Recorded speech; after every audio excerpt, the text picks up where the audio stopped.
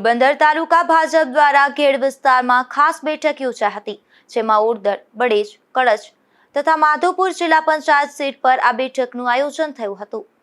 પોરબંદર તાલુકા ભાજપ દ્વારા ઘેડ વિસ્તારની ઓડદર, બળેજ, કળશ તથા માધોપુર જિલ્લા પંચાયત સીટ બેઠકના પ્રવાસ દરમિયાન ધારાસભ્ય અર્જુનભાઈ મોઢવાડિયાની અધ્યક્ષતામાં તેમજ પોરબંદર જિલ્લા ભાજપ પ્રમુખ ડોક્ટર ચેતનાબેન તિવારી, જિલ્લા ભાજપના પૂર્વ પ્રમુખ તથા ઘેડ વિસ્તારના આગેવાન રમેશભાઈ ઉડેદરા અને જિલ્લા પંચાયત પ્રમુખ પરબતભાઈ પરમાર સહિતનાઓ ઉપસ્થિત રહ્યા હતા।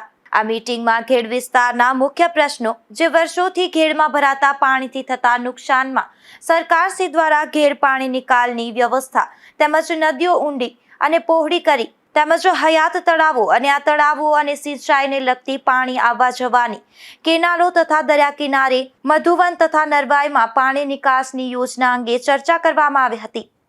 અશોક થાનકી, ગુજરાત ન્યૂઝ, પોરબંદર।